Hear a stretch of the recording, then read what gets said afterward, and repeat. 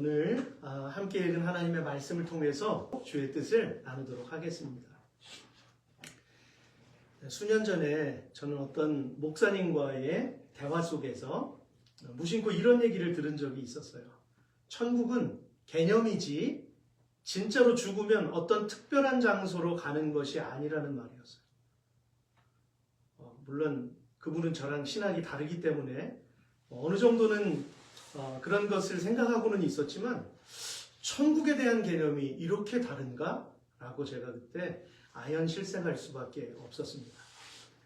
생각지도 못했던 분에게서 이런 자유주의 신학을 경험했던 첫 번째 케이스였기 때문입니다. 그러면 어째서 이런 문제가 발생할까요? 그분들은 성경을 역사와 문화적인 것으로 접근하기 때문에 성령의 감동으로 기록된 하나님의 말씀으로 바라보지 않습니다. 그래서 이런 동성애 이런 문제 뉴스에서 기사화 되잖아요. 그들에게 가서 축복 기도를 하고, 그러니까 그런 분들은 신학이 다른 거예요. 성령의 감동으로 기록된 하나님의 말씀으로 바라볼 때 그건 곧 믿음으로 인정하는 거잖아요. 성령이 그 안에서 역사하시고 운행하십니다. 마치 태초에 천지를 창조하실 때 그 수면에 하나님의 신이 운행하시니라 그런 표현이 있잖아요. 그건 뭐냐면 그 원어적인 자세한 의미로 해석을 하면 암탉이 병아리를 품듯이 품는다, 그런 의미가 있어요. 그러니까 성령이 우리 가운데 운행하신다는 것은 우리를 그렇게 품고 우리의 마음을 움직이시고 보여주시고 경험케 하시고 증거하신다는 의미죠. 근데 이것이 믿음으로 이 말씀을 바라보지 않고 소설책 읽듯이 역사책 읽듯이 이것을 학문적으로 접근을 하면 그것은 이루어지지 않습니다. 하나님은 그곳에서 일하시지 않죠.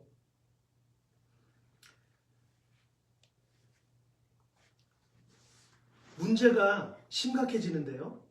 그것을 교회 성도들에게 가르칠 때 그 성도들은 그럼 무엇을, 복음이라고 하는 것을 이야기하면서도 무엇을 가지고 세상 속에 살아야 되는가? 거기에 심각한 문제가 이제 발생이 되는 겁니다. 착한 일 하면서 살아야죠. 인정받고 돈 많이 벌고 사람들이 좀 힘을 발휘할 수 있는 그러한 위치에 서서 뭔가를 해 나가야 되는 거죠. 만약에 교회가 단지 착한 일을 하고 어려운 사람을 돕는 그것에만 딱 멈춰져 있다면 NGO 단체나 무엇이 다를 바가 있겠습니까? 그죠? 근데 선한 영향력이나 삶의 착한 열매들은 당연히 있죠. 근데 그건 부수적인 것입니다. 그것이 목적이 되어서는 안 돼요. 근데 이것을 목적으로 살아가는, 이것을 목적으로 일하는 교회들이 많이 있어요. 무엇보다도 여러분, 공의로우신 하나님의 권위가 세상에 드러나지 못하게 만드는 일을 범하는 거예요. 하나님의 공의가 드러나야 되잖아요. 하나님이 드러나야 되는데 착한 일, 선한 일을 하면서 내가 드러나잖아요. 근데 하나님이 드러나는 순간은 언제입니까? 영혼이 변화되는 그 순간이잖아요. 죄인이 의인이 되고, 살인자가, 강도가, 도적이, 괴수가, 바울도 그렇게 고백하잖아요. 나는 죄인 중에 괴수다라고 이렇게 고백하지 않습니까? 근데 그 놀라운 변화를 통해서 그가 사도가 되잖아요.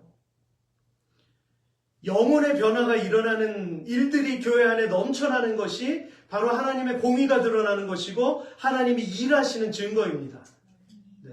그래서 우리는 그것을 위해 기도해야 돼요. 그런데 이 세상은 지금 바뀌어가야 되잖아요. 착한 일을 많이 하면 할수록 점점 더 많이 바뀌어야 되잖아요. 그런데 바뀌지 않습니다. 더 악이 창궐하고 더 악이 더 교묘해지고 사람을 너무 쉽게 죽이는 이런 모습들을 우리가 보면서 정말 끝까지 왔다. 이러한 생각마저 들게 만듭니다. 그렇기 때문에 하나님은 죄악을 심판하지 않는 창조주가 되는 거예요. 악을 심판하지 않으면 거룩하고 공의로우신 하나님의 성품은 아무런 의미가 없는 상태가 되고 마는 것입니다. 그리고 세상을 향해서는 더욱더 선하고 아름다운 모습을 나타내려 하기 때문에, 그렇게 해야 되기 때문에 우리 안에서 외식이, 나도 모르게 외식이 이제 자리 잡게 되는 거죠. 왜냐하면 성령 하나님의 능력으로 일을 해야 되는데 자꾸만 내 자의식으로 일을 하려고 하니까, 내 본성은 죄인이라서 도저히 선한 것이 나오지 않거든요. 그런데 선한 일을 하려고 하는데 성령의 힘으로 할 때 정말 이것이 폭발적인 그러한 변화가 일어나는 것이죠. 능력이 되는 것이고. 근데 자의로 일하려 하니까 외식을 할 수밖에 없는 것입니다. 하나님의 말씀을 기록하게 하신 성령님을 인정하지 못할 때 이런 일들이 넘쳐나는 것이죠. 중요한 것은 이미 인간의 죄성이 선한 것을 추구할 수 있는 능력을 잃어버린 상태라는 사실을 망각한 것입니다. 그러므로 로마서 7장에서는 바울조차도 이렇게 고백합니다. 내 속사람으로는 하나님의 법을 즐거워하되 내 지체 속에서 한 다른 법이 내 마음의 법과 싸워 내 지체 속에 있는 죄의 법으로 나를 사로잡는 것을 보는도다. 오호라, 나는 곤고한 사람이로다. 이 사망의 몸에서 누가 나를 건져내랴. 스스로도 건져낼 수가 없다는 고백이죠. 그래서 매 순간 3차까지 선교여행을 이렇게 다니면서도 날마다 기도할 수밖에 없었던 것은 성령 하나님이 내주하셔야 되기 때문에, 붙드셔야 되기 때문에 날마다 이런 고백을 했던 것이죠. 하물며 삶 속에서 일어나시는 성령의 능력을 인정하지 않는 사람들에게서 무엇을 힘입을 수 있겠습니까? 선택할 수 있는 것은 어떤 도덕적인 가르침이나 마인드 컨트롤, 요가, 명상 이런 것들. 우리 그리스도인들은요, 요가 같은 거 하면 안 돼요. 어떤 교회 다니시는 분들은 요가를 많이 해요. 근데 요가는요, 그 형태 하나하나가 뭐냐면 그 힌두이즘 속에 그 신을 숭배할 때 그 신들이 요구하는 어떤 모양을 그 하나하나로 나타내는 거거든요. 단지 스트레칭 그 차원이 아닙니다. 그런데 이걸 알지 못하고 하는 거예요. 악은 어떤 모양이라도 버리라고 말씀하셨거든요. 그래서 안 되는 건 안 되는 거예요. 그래서 우리가 이러한 것들을 우리가 하나님의 말씀에 깨어서 지혜롭게 행할 때 우리가 다른 것을 의지하지 않게 됩니다. 오늘날 문제시되는 이 무분별한 종교연합이 이루어지는 이유가 그거예요. 성령 하나님이 선한 것을 가르치시고 성령 하나님이 옳은 길 가게 날마다 재촉하시는데 성령이 안에 없으니까 인간적인 도덕과 인간적인 가르침으로 이렇게 넘실대니까 종교연합이 이루어지는 거죠. 그래서 어떤 종교를 믿어도 끝은 하나다, 이런 얘기를 하는 거예요. 말이 됩니까 그게? 예수께서 분명히 말씀하셨잖아요. 내가 뭐라고요? 길이다고 말씀하셨어요. 예수님 외에는 아무것도 없습니다. 왜냐하면 그분은 독생하신 하나님의 아들이시기 때문에. 종교와 우리의 신앙은 다릅니다. 종교는 사람이 의지하기 위해서 만든 것이고 우리의 믿음은 하나님이 우리에게 찾아오신 복음입니다. 그래서 우리는 우리가 믿는 믿음을 종교라고 이야기하면 안 돼요. 우리는 예수 그리스도를 믿는 복음입니다. 이렇게 다른데 시작도 다르고, 근데 끝이 같을 수 있겠습니까? 끝이 다르죠, 당연히. 네. 삶에 나타나는 형태도 다르죠. 어떤 사상이든 다 포용하고 받아들인다는 것은 죄를 짓는 것입니다. 야합하는 것이고, 또는 세상신과 하나님을 겸하여 섬기는 사사시대와 같은 그런 오류를 범하게 되는 것이죠. 오늘 성경은 디모데후서 3장 16절에서 분명히 말씀하십니다. 모든 성경은 하나님의 감동으로 된 것으로 교훈과 책망과 바르게 함과 의로 교육하기에 유익하니, 전제되는 것이 뭡니까? 하나님의 감동, 성령의 감동. 그리고 베드로후서 1장 21절에서는 예언은 언제든지 사람의 뜻으로 낸 것이 아니요 오직 성령의 감동하심을 받은 사람들이 하나님께 받아 말한 것입니다. 아멘. 네. 이렇게 명확하게 말씀하시잖아요. 근데 이 말씀을 모르니까, 눈이 가려워져 있으니까 자꾸만 엉뚱한 길로 가는 것입니다. 오늘 저와 여러분들은 이렇게 명확하며 오류가 없는 하나님의 말씀을 마음으로 신뢰하고 확신할 때 우리에게 주신 본문의 말씀들이 영혼을 새롭게 만드는 통로가 될 것입니다. 그러므로 성경은 우리 인생을 향하여 이렇게 선포하세요. 내일 일을 너희가 알지 못하는도다. 너희 생명이 무엇이냐? 너희는 잠깐 보이다가 없어지는 안개니라. 벌써 50이 절반이 지났어요. 어제는 설교 준비를 하다가 문득 그런 생각이 들더라고요. 내 남은 인생이 몇 년일까? 25년 남았을까? 20년 남았을까? 언제 부르실지 모르잖아요. 이렇게 생각하니까 시간이 너무 없는 거예요. 여러분 시간 많습니까? 우리 인생은 너무 짧아요. 너무 광음과 같이, 바람같이 금방 지나갑니다. 그래서 이 한순간 한순간을 정말 소중하게 우리는 사용해야 될 줄로 믿습니다. 이 말씀은 하나님의 섭리를 알지 못한 채 사람들이 그토록 애착을 가지고 살아가는 현재의 삶을 설명하는 거예요. 현 세태의 사람들을 보세요. 어떤 이들은 마치 내일이 없는 것처럼 자기가 지금 행하고 있는 일의 결과가 어떻게 될 줄을 알지 못한 채 마치 불 속으로 뛰어드는 불나방처럼 그렇게 쉽게 살아가는 모습을 봐요. 어떻게 화난다고 사람을 그냥 죽입니까? 그 자리에서? 뒷일을 생각을 안 하는 거예요. 이것은 그 사람들은 몰라요. 악한 영이 사로잡는 거죠. 어둠의 권세가 세상을 이렇게 막 흔들어 놓고 있는 거예요. 테러, 또 막 도적질하는 것, 전쟁 일으키는 것, 다 누가 주관합니까? 다 마귀가 주관하는 거예요. 그것에 노란한 거죠.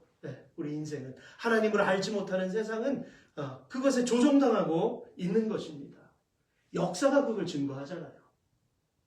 아무리 암울하고 비천한 가운데 있었던 때에도 하나님께 기도하고 부르짖을 때에 그 땅을 변화시키시고 일으켜 주셨던 그 하나님의 일들을 우리는 알 수 있어요. 공부하고 배우고 책을 읽으면서 그것을 우리는 날마다 기억할 수 있습니다. 특별히 오늘 함께 읽은 본문의 말씀은요. AD 29년 여름에서 AD 30년 초까지의 예수님의 이제 공생의 기간 마지막 6개월 가운데 예수님께서 하신 말씀들이에요. 그때 예수님이 사역을 하시면서 이제는 가장 중요한 말씀을 제자들에게 각인시키고 계시는 것입니다. 그런데 하필 그가 살던 집 대문 앞에는 나사로라 이름하는 병들어 신음하는 거지가 있었다라고 하는 거예요. 여러분 사실 이 부분을 현실적으로 보면 부자들이 사는 맨션 앞에 거지가 있을 수 없어요. 그죠? 불가능한 일이죠. 그냥 놔두겠습니까? 하지만 그럼에도 주님이 그런 비유를 들어주신 것은 이 상태에 있는 사람들을 방치할 정도로 부자는 자신의 삶에 취해 있었다는 거예요, 지금. 내 삶에 쾌락에 취하면 아무것도 안 보이잖아요. 그죠? 내 자식들이 죽어가는지, 내 배우자가 어떻게 되는지, 우리가 살고 있는 이 민족이, 이 땅이 어떻게 죄악 가운데 휩쓸려 가는지 몰라요. 무관심해요. 교회가 세상을 향해 무관심하니까 엉뚱한 것들이 자꾸만 득실되잖아요. 이건 교회가 회개해야 될 문제 아닙니까? 이 지경까지 이른 것이 얼마나 두려운지 몰라요. 우리가 교회를 세워가는 것이 이것이 그냥 낭만적인 일이 아닙니다. 사실은 하나님의 뜻을 붙들고 또다시 여러분 전투 현장에서 한 사람이 깃발을 들고 최선복에서 달려가잖아요. 그럼 총 맞고 쓰러진단 말이에요. 그 사람 죽으면 뒤따라가던 다른 한 사람이 또 깃발을 들고서 또 전진해 나가는 거예요. 여러분 우리는 그런 역할을 해야 되는 줄로 믿습니다.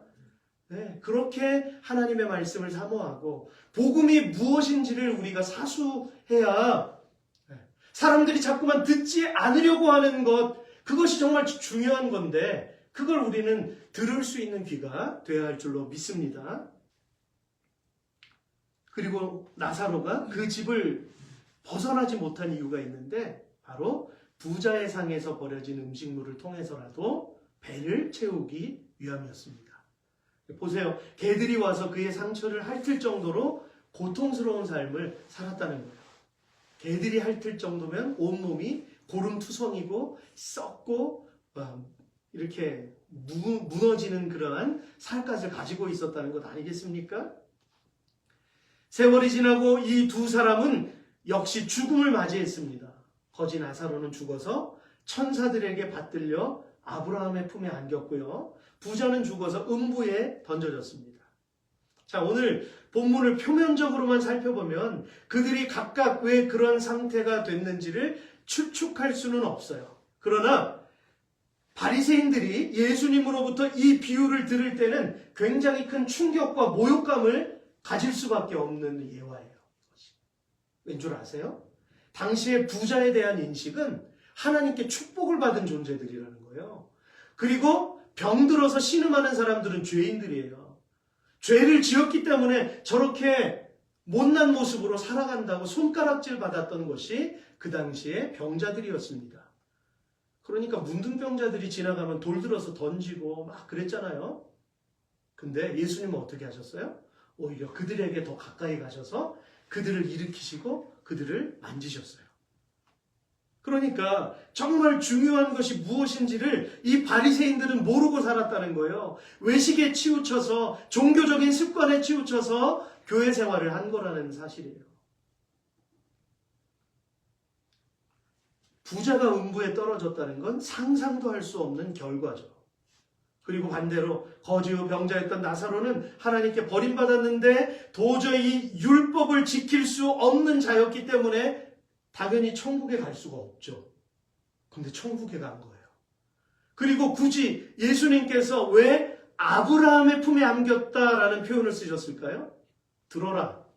너희들이 그토록 자랑스러워하는 우리의 조상이 아브라함이다. 공공연히 막 떠들고 다녔잖아요. 아브라함, 아브라함. 근데 아브라함의 품에 정작 안긴 것이 누구냐? 부자가 아니다. 너희들 지금 잘못 생각하고 있는 거야. 나사로가 아브라함의 품에 안겼다. 오직 믿음으로 살았기 때문에 그렇게 할 수 있는 거죠. 그래서 믿음이 없이는 하나님을 기쁘게 하실 수 없습니다.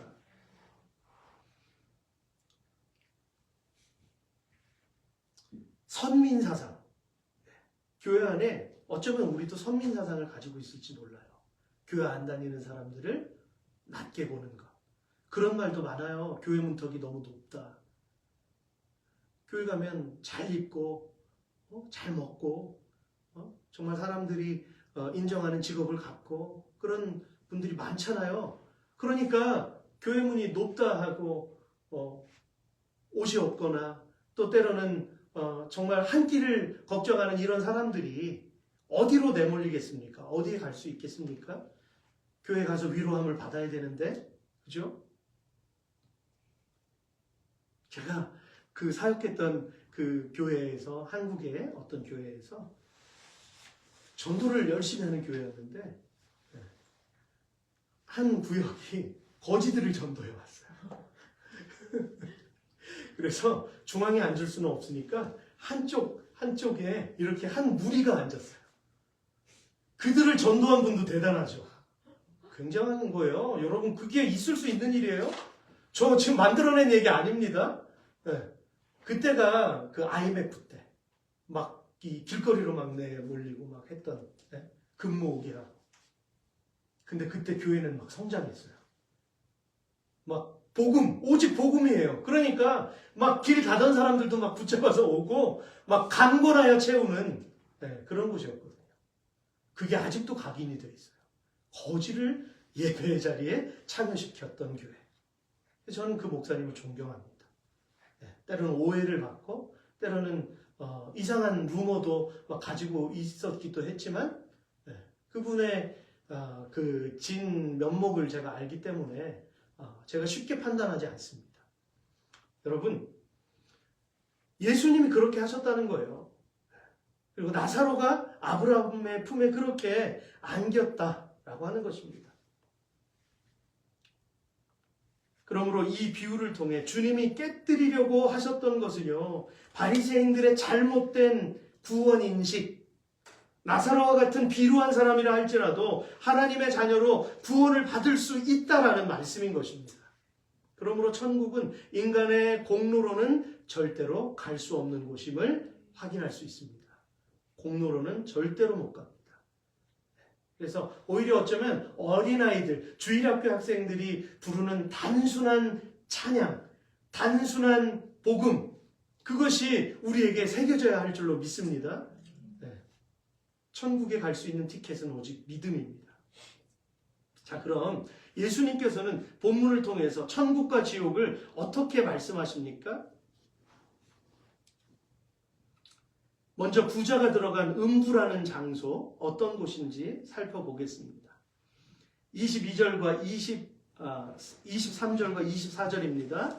그가 음부에서 고통죽에 눈을 들어 멀리 아브라함과 그의 품에 있는 나사로를 보고 불러 이르되 아버지 아브라함이여 나를 긍휼히 여기사 나사로를 보내어 그 손가락 끝에 물을 찍어 내 혀를 서늘하게 하소서. 내가 이 불꽃 가운데에서 괴로워하나이다. 이 음부를 헬라어로는 하데스라고 부르는데요. 구약에 기록된 스올이라는 장소와도 유사합니다. 그래서 이제 예수님이 오시기 전에 구약적 사고를 가진 사람들은 음부를 그냥 잠깐 머무는 장소로 인식을 했어요. 그러나 예수님은 그렇게 말씀하지 않습니다. 이곳은 한 번 죄 지은 사람이 심판을 받고 떨어지는 지옥, 그것을 음부라고 말씀하십니다. 그 고통 속에서 오죽했으면 물 한 방울만 손가락으로 찍어서 내 혀끝에 대달라고 했을까요? 타는 불꽃이 뜨거웠던. 여러분, 그렇게 생각해 볼 수도 있어요. 이 세상이 이제는 물로 심판을 당하지 않고 불로 멸망을 합니다. 전쟁 때문에 혹은 핵폭탄 때문에 아니면 유성이 떨어져서 어떤 형태로 아니면 화산 폭발이 일어나서 어떤 형태로 불로 멸망당할지는 모르겠지만 불로 멸망당한 것은 바로 말씀에서 지금 예언하신 거예요. 그렇기 때문에 우리는 그것을 늘 기억해야 할 줄로 믿습니다. 지옥은 불이 들끓는 곳이에요. 그곳에서 영원토록 괴로움을 받는다라고 하는 겁니다. 그래서 마가복음 9장 43절에서는 우리가 왜 지옥에 가지 말아야 하는지 그 심각성을 예수님이 말씀하십니다. 만일 내 손이 너를 범죄하게 하거든 어떻게 하라고요? 찍어버려라. 장애인으로 영생에 들어가는 것이 두 손을 가지고 지옥, 곧 꺼지지 않는 불에 들어가는 것보다 나으니라. 이렇게 말씀하셨어요. 그만큼 고통스럽다는 뜻이에요. 그리고 계속해서 내 발이 너를 범죄하거든, 내 눈이 너를 범죄하게 하거든 찍어버리고 빼버린 상태로 하나님의 나라에 들어가는 것이 더 낫다라고 경고하십니다. 그래서 믿음의 선진들은 모 뒤를 걸어가도 손톱 사이에 가시바늘을 찔러도 불로 고문을 해도 계속해서 견딜 수 있었던 것은 성령 하나님이 능력을 주셔서 견딜 수 있으셨겠지만 견딜 수 있었던 그 이유는 그들에게 천국이 있었기 때문입니다. 거기서 하나님을 부인하면 어디로 가요? 지옥으로 갈 수밖에 없잖아요. 지옥은 말할 수 없는, 상상할 수 없는 고통이 있는 곳입니다. 사람이 가지고 있는 고통도, 사람이 일으키는 고통도 이렇게 참지 못할 텐데 하나님이 주신 고통은 상상할 수가 없는 것이죠. 그런데 그것을 도박하듯이, 비웃듯이 그렇게 심각하게 여기지 않는 그러한 인생의 모습을 우리가 보게 된다라고 하는 것입니다. 경고하세요. 그리고 그곳에 왜 들어가면 안 되는지를 이유 문맥에서 자세히 설명해 주시죠. 자, 우리 같이 읽을까요? 시작. 거기에서는 구더기도 죽지 않고 불도 꺼지지 아니하느니라. 사람마다 불로써 소금 치듯함을 받으리라. 아멘. 더군다나 그곳에 한 번 들어간 사람은 영원토록 어떤 희망, 소망도 품을 수 없는 고통스럽고 절망스러운 상태라는 것입니다. 그것을 오늘 본문 26절에서는 이렇게 묘사하고 있어요. 자, 같이 읽겠습니다. 시작. 그뿐 아니라 너희와 우리 사이에 큰 구렁텅이가 놓여 있어 여기서 너희에게 건너가고자 하되 갈 수 없고 거기서 우리에게 건너올 수도 없게 하였느니라. 아멘. 이 말씀에서는 예수님이 예를 들어주시려고 마치 천국과 지옥이 가까이서 볼 수 있는 것처럼 이렇게 묘사하셨지만 그럴 수 없는 곳이에요. 멀리 단절된 곳입니다. 그렇기 때문에 우리가 그 흑암으로, 그 어두움으로 절대로 들어가서는 안 된다라고 하는 것. 그래서 우리는 우리 마음에 새겨야 할 것입니다. 그리고 마태복음 8장 12절에서는 그곳이 너무 괴로워서 이런 상태로 된다고 묘사하고 있어요. 그 나라의 본 자손들은 바깥 어두운 데 쫓겨나 거기서 울며 이를 갈게 되리라. 악이 바치는 거죠.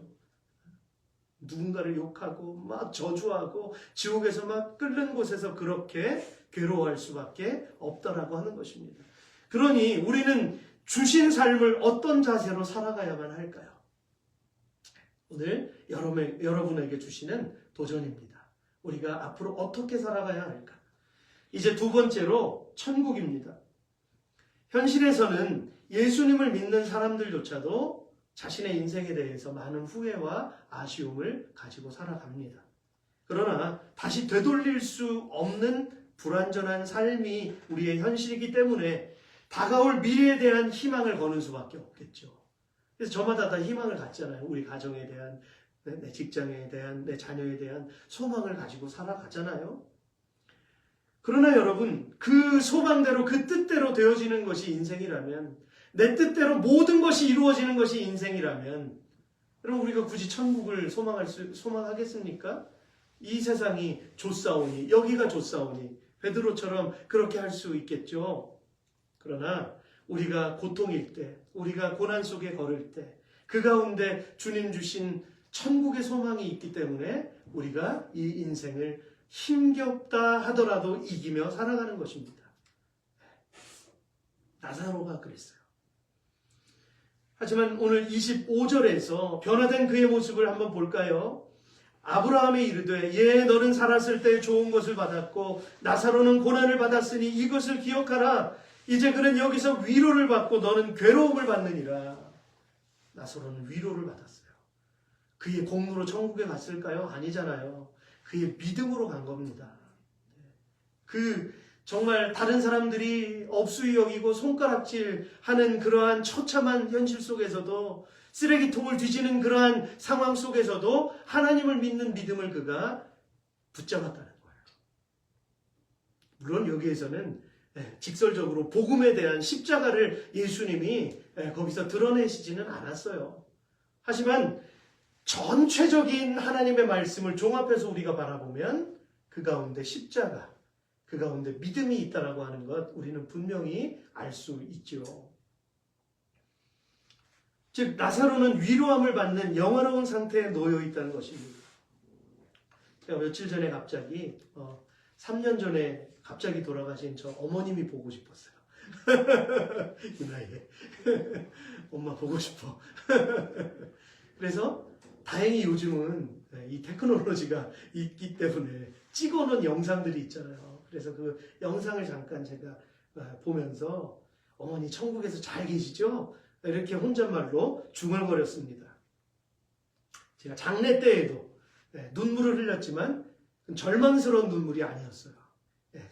그것은 아쉬움, 더 지금 당장 만나지 못하는 아쉬움.